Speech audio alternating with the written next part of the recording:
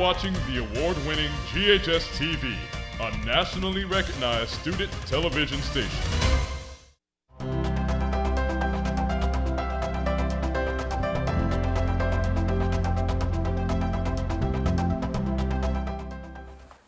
Welcome to Inspiring Leaders. I'm Donna Chandler Newman, your host for our show, and thank you for watching our program. Now, through this show, we meet community leaders and we examine how they're using their unique talents and skill sets to make a difference. And through our discussions, we hope to inspire others to discover and to share their own leadership abilities for the overall betterment of our community. Now, just a short note here. Please know that because of the continued challenges of COVID, we're still practicing responsible social distancing on our set. So our guests are remote, and our on-set personnel in the studio with me are vaccinated and masked. On to our show. Today's show is about an organization that serves. Once called the Shelby Residential Vocational Services, this organization is now simply named SRVS, pronounced SERVS. And what an appropriate name, as SERVS works to enhance the lives of people with disabilities by helping them live useful lives within the community. Now, in this first portion of our show, we will meet Tyler Hampton, Executive Director for SERVS. And in our second segment, we'll talk with John Barziza, past Chairman of the Board of Directors for SERVS. Joining us now, Tyler Hampton, Executive Director for SERVS. Welcome, Tyler. Welcome. Well, thank you. I appreciate being here. Well, I'm so glad you're with us today. Thank you for making time for us. Well, okay, so you've had quite the career path. You've had financial background, you've had ministry. All of these things have led you to SERVS. Tell me how this all fit together and how your path to SERVS ended up as Executive Director. Well, my background is a CPA. I've come from a family of CPAs, and I started working with a commercial real estate company back in the 80s. Then in the 90s, I answered a call to ministry and served a couple churches up in Tipton County. And as that sort of wound down, I applied to SERVS for their job as Director of Finance. And what I find is that in this position, it answers both my call to ministry and my accounting career. I've been able to use both of them in my job. Well, you know, that's kind of funny. It feels like that everything has led you to this job, and you're, uniquely qualified for it. So I'm glad that you're there, and I know they are too. Thank you. I feel the same way. I bet. Tell me a little bit about the history of SERVS, because it didn't just start yesterday. Tell me how it started and how you're where you are now. SERVS began as a sort of grassroots effort by family members to establish a place where their children could have productive lives, working, earning a paycheck. And a group of women back in 1962 campaigned door to door to raise money for the first sheltered occupational shop called SOS. That shop, the grassroots part included Dorothy Wilson, who is Kemmons Wilson's wife, yes, and a bunch of her friends and ladies who had a mission. They had 7 contracts in the beginning and 3 people working in the shop, and from there it just grew. In the early 80s, late 70s, they merged with a company called Mark Housing that provided residential services, hence the name Shelby Residential and Vocational Services. And then we've merged with other companies along the way. We've merged with a learning center, we've merged with children's services. That was more recently in 2016. Tell me the mission of SERVS. What exactly are you intending to accomplish? Okay, our mission is to provide the services that people with disabilities need to lead meaningful lives as members of their community. And what we want to do is establish people with disabilities in such a way that they're no longer seen as someone with a disability, but just seen as a regular person like you or I. A lot of times people are sort of singled out when they have disabilities, and our goal is to establish or create a world where that doesn't happen. So that they live fully to their potential, just like you and I hope to do. Right, that's right. And they're no longer seen as different or less. Okay, so when you say disabilities, that's a huge, big bucket word. Tell me what that means exactly. Break it down for us. Well, for us, disabilities are people with intellectual or developmental disabilities. So someone who was diagnosed prior to age 18 with an IQ of 70 or less. But we also serve people with other disabilities, for instance, people with dementia, people with physical disabilities. We do a lot through our employment services for vocational rehab, which really includes all people with disabilities. So if my child, for instance, is born and I'm not sure what to do with her, and I know something is wrong and I haven't found a doctor that can do anything for me yet, and if I called your organization, then what would you do? I mean, what happens from there? Well, we consider ourselves a resource for people with disabilities. And one of the first things we would do is listen to understand what the issues are, what the disability is, and then work with you to establish a connection with a doctor or with a group that can help direct you to other resources that maybe SRVS doesn't provide or SRVS can provide at a later point. So you're not one size fits all, but you do, and you are aware of the other organizations in the community that might get help if you can't. Yes, definitely. And a lot of the hospitals like Le Bonheur and some of the other children's services are aware of us. And if a parent is diagnosed with that they're going to have a child with a disability, often we will get referrals from those hospitals or those clinics that know us. And we do have an array of services that can begin with family members before their child is born, helping them understand the challenges that are ahead of them. That's wonderful. I mean, so you, from what I'm understanding, you do the early intervention, preschool. Did you say residential services and vocational as well? Right. Our children's services include the preschool. We have a program called Early On, which is our family therapy service. And then we have children's therapies, including all of them: early intervention, behavior analysis, occupational therapy, all those, speech, language. And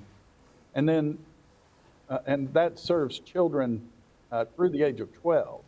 The preschool is only through 6, but the other services are through 12.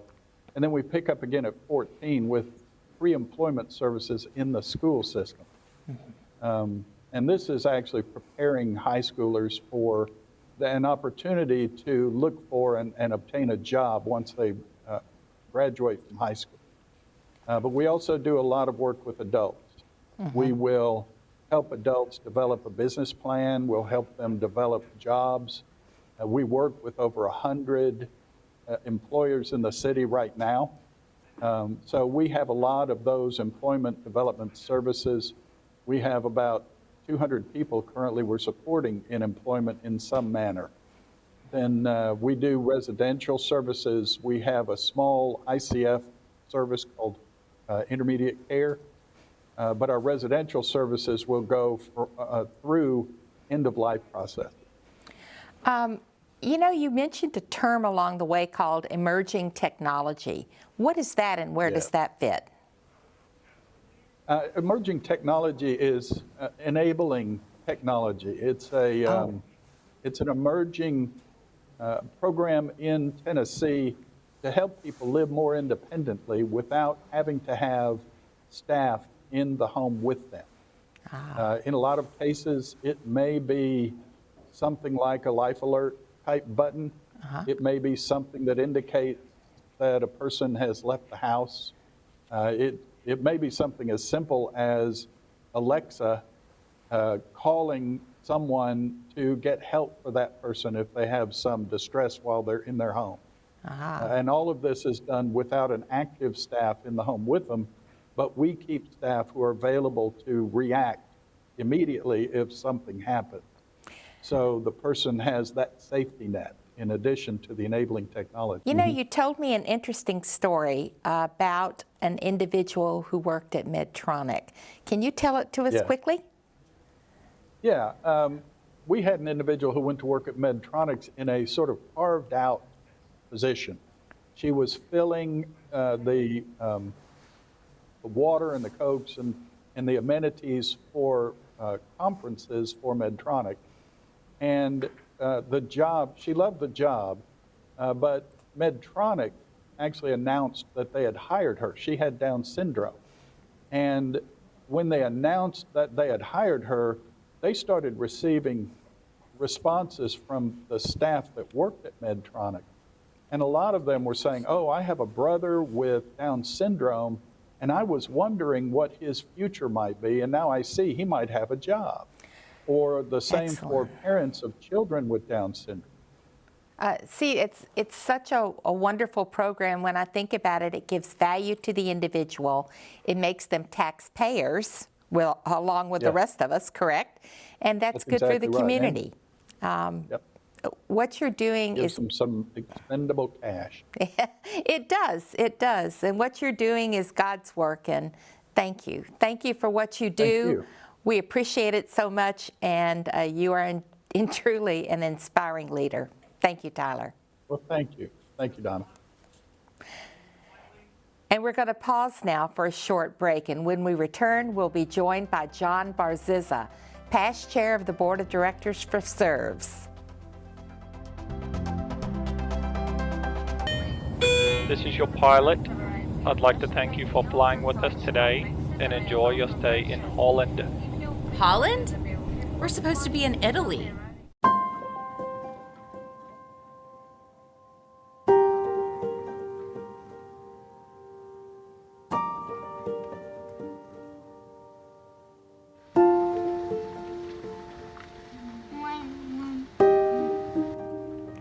My name is Allison Long, wife to Kip Long, and mother to Piper, who is the reason we were introduced to SRVS. Piper was born in September of 2014, and by all intents and purposes, she was a healthy child. However, when she was 8 months old, she had multiple seizures which landed us in the ER at our local children's hospital. While we were there, Piper continued to have more seizures, and after an EEG and IV, she was admitted to the hospital and poked and prodded, scanned and screened, and eventually diagnosed and treated for a seizure disorder. The doctor gave us some discharge papers and a prescription for medication and sent us home, where we were left to wonder, what now? We found ourselves in the land of the unknown. Not only did we have the seizures to tend to, but our daughter was also growing and not meeting milestones at the appropriate time. As you can imagine, this phase in our life was overwhelming and unfamiliar. There was a story someone shared with me which helps explain what it's like to be a parent of a special needs child. Imagine a friend knows that you want to visit Italy more than anywhere in the world, so they give you a ticket to go. You planned for months, studying the language and the culture, the food, the architecture, the art. You even buy a special outfit to wear when you ride the gondolas. Finally, the day is here. You were so excited when you board the plane. During the entire 15-hour plane ride, you dream of all of the things that you're going to do when you get to Italy. And then the plane lands, and the passengers gather their things, and as you deplane, you hear the pilot say, "Enjoy Holland." Holland? You exit the plane a bit bewildered, panicked, disappointed. This is not Italy. I expected Italy.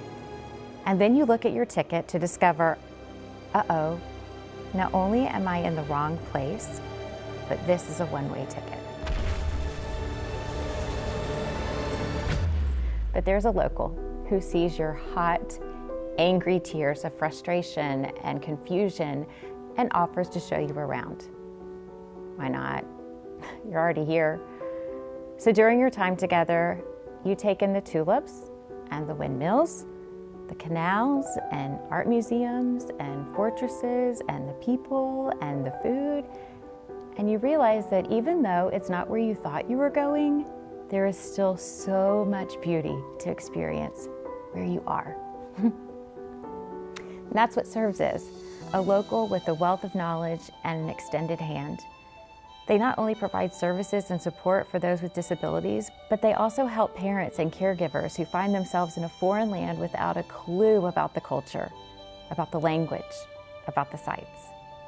Piper attended Play, Do, Learn, which is part of SRVS Kids and Families, and for 3 years, she not only received therapies and academic instruction, but she was more than loved. As we say in the South, she was downright spoiled. Our family also received love and support, resources and guidance. Our friends at SRVS were there through the seizures.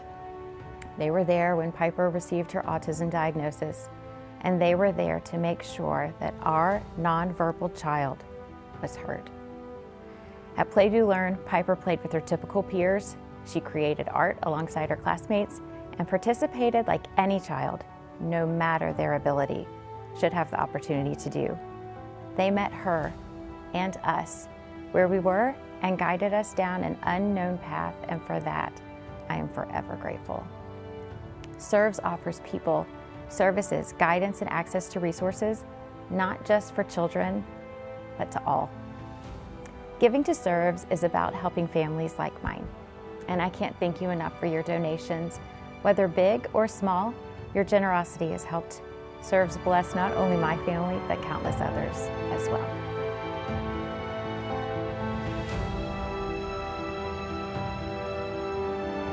So Piper continues to surprise us every day, and with words and with interests that we didn't know that she had the day prior. And recently we were able to catch on video one of the things that she said, which completely made our day, and we completely believe that she can do it.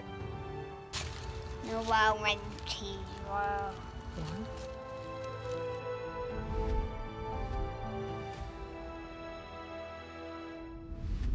You're watching the award-winning GHS-TV, a nationally recognized student television station.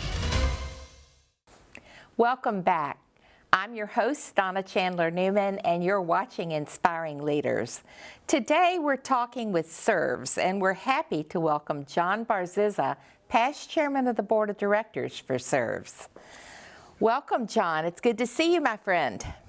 Good to see you, Donna, and good afternoon to you. Oh, thank you so much for being here. You know, you've been on our show before, also with SRVS, and delighted to see you back with this same organization.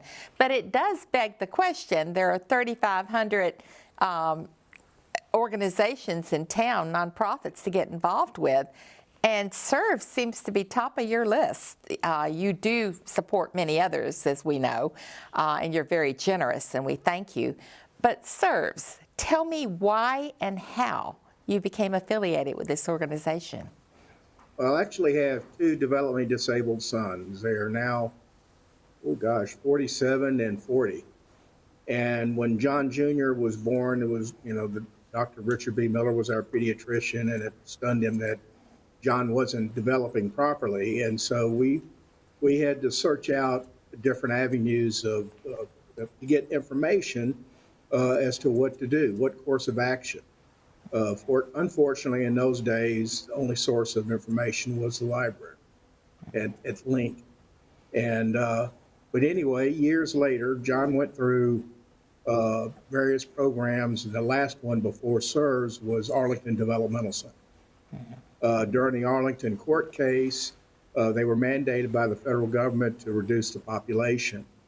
And so John since he had group home experience in another county in West Tennessee, I got a call from a lady who happened to be my former neighbor back in the 70s, excuse me, And she was actually running the ICF program, Immediate Care Facilities program, for SRVS, and asked me what I thought of SRVS. And I said, well, I don't even know what is SRVS. You know, I didn't even know myself, you know. It was an unknown quantity. So that's how I got involved. I mean, initially, John going into a group home out in Raleigh, and it's been a godsend for him and for our family. My joke is that 20 minutes after John was settled in his group home, I got a call to be on the board. so I've been on that board ever since. John entered SRVS in 1995, so I've been on the board like 27 years. Wow, that's amazing. It really is. Yeah. And for 27 years, though, they've been a huge part of your life. It explains the passion when your children are involved, doesn't it? Absolutely. And then, John was followed by his younger brother, Justin, about 9 years after John went into a group home. So he's in another part of town. Makes it a little difficult holiday time. You have to run out from one side of town to the other to pick them up. But anyway, it is my passion. I love my boys dearly, and I want the best for them. But I'm also conservator for a young man who's higher functioning than John and Justin.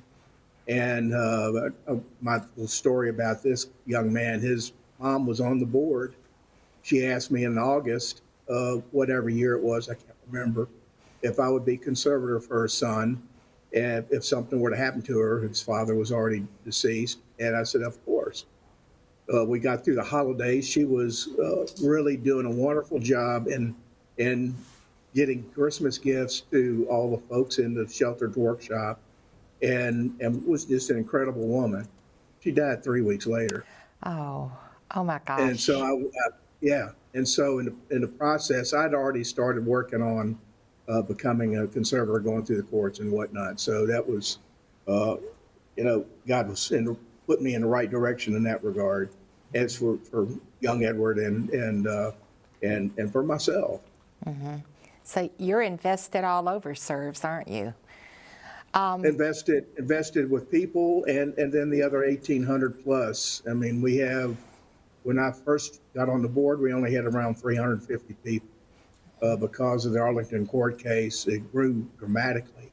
And then we added additional programs. The children's program is a big number, but in relation to what services they get, it depends on what the parents want. Some parents are there have their child only at the school one day a month, maybe. Mm-hmm. Some are every day, and it's paid by insurance or private pay, or they're just getting therapies, some different therapies. So there is some government help along the way, but not for everyone, right? Not for this. Well, the Department of Education, as far as the children's programs. So and then the Medicare, as far as and Medicaid, as far as the adult program. Well, we know that intellectual and developmental difficulties are not just for wealthy people. It happens to all demographics in our society. So not everybody can afford private pay. One of the ways you handle that is through your fundraisers, right? Oh yeah, for sure. But we don't have much private pay at all in the adult program. That's basically in the children's program. Uh-huh. But we do have fundraisers, and I started our first major fundraiser back in 1999, and being in the alcoholic beverage industry all of my life, frankly, until I retired in 2012. We would have a wine tasting / food. I mean, it was a big event, but it started off very, very small, where we raised a mere $10,000 net after it's all said and done. We had it at the Union Planters Bank building on Poplar in 1999, and then the next year we went to Christian Brothers High School and had it there. Then the next year we went to St. Louis Church and they were always on a Sunday afternoon, and you really didn't get a lot of people. So we decided to go big time Saturday night at the Hilton, and we went 15 straight years at the Hilton. Our last event at the Hilton was in 2019. And for obvious reasons. we raised, and we had the ballroom we had 16 restaurants and God knows how many different wines represented, and it was just an incredible evening, and we raised close to $200,000. Wow. People are enjoying participating, correct? It's a fun event. Enjoy participating, even with the online, even with the virtual event. And it was just an incredible event. Of course, the cost was down, but the major money comes from donations from individuals and corporate as sponsors for Sparkling Night. One of the things that I'm most proud of is our capital campaign that we ran during the Great Recession from 08 to 11. And we made the number. And yours truly was board chair, and that's when I was board chair. Now I'm way past board chair, but we started in 08, and then the bottom fell out of the market. And my good friend Leo Arnold, you probably know Leo. I do. Helping us with putting it together, and he said, "What are you going to do?" And I said, "We're going to move forward." The guy asked to be the chairman, bowed out. I ended up being chairman of the event, and we had a lot of fun putting that together for those 3 years. And you bought the building, correct? That you're in today. Well, we actually bought the building prior to 2008, and it kind of stunned the folks in Assisi that we bought it, paid for it, but when I told them what we paid for it, they kind of laughed. But it's a wonderful building. Well, you got a steal, and good for you. I know that SRVS completely appreciates you, and I know that you completely love this organization. I want to thank you for the wonderful work you do for SRVS, for so many other organizations as well, but particularly for SRVS. So thank you for being an inspiring leader. And thank you for being with us today for Inspiring Leaders. We appreciate our guests on today's show, Tyler Hampton and John Barziza, both with SRVS. If you'd like to donate, participate in their hiring program, or just get further information on SRVS, you can check out their Facebook page or visit their website. That's SRVS.org.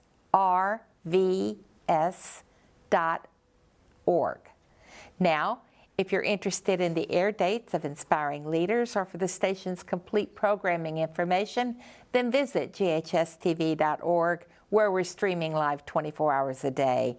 You can keep up with GHS-TV by visiting our website. We hope you'll like us on Facebook and follow us on Twitter, Instagram, and YouTube.